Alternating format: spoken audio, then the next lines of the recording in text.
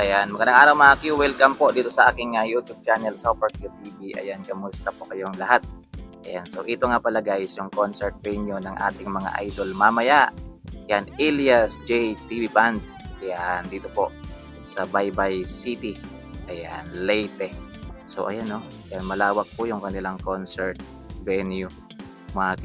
So December 13, araw ng Sabado 2025. So abang-abang kayo guys sa mga update na natin mamaya. So kasya dito mga Q, yung 50 to 60,000 na tao guys. Kasi ang lawak na naman mga Q. Tingnan nyo naman. Napakalawak po ng concert venue na ito ni Elias. So actually nandun na sila Elias kanina pa mga Q. So nakapag-soundcheck na nga sila guys eh. Yan, nakapag-soundcheck na po sila Elias. So abangan na lang natin guys yung iba pang update mamaya dito po sa concert na ito ni Elias GTV. So time to time mamaya guys, magbibigay tayo ng update. Ayan, dito po sa concert na ito ng ating idol. Kahit masakit po yung lalamunan ko mga Q. Ayan o. Pasensya na po kayo guys, medyo malat ho talaga. Ayan, paus-paus tayo ng kaunti mga Q. Medyo mahirap nga magsalita. Pero kailangan natin mag-update guys. Kailangan natin mag-update dito po sa concert na ito ni Elias JTV. So abang-abang kayo guys sa mga iba pang update natin mamaya. Ayan, so reminders lang sa mga pupunta mamaya guys ha. Ayan, pwede wag na kayong magdala ng mga maliliit na bata, mga below 8 years old. Iwan nyo na lang sa mga bahay ninyo. Yan, pre-admission po yan. So panigurado, maraming tao yan. Sobrang daming tao yan mamaya kasi free. Alam nyo naman, pag pre-admission po, dinodumog po talaga si Elias CTV, mga Q. Ayan, so abang-abang kayo mamaya. Sana maganda yung signal dito sa Baybay Leyte para maganda naman yung live na mapapanood natin dito mamaya mga kakyo. Ayan, ang lawak.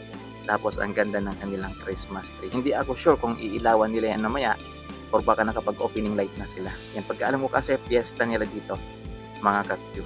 At si Elias CTV po yung banda na magpe-perform. So panigurado guys.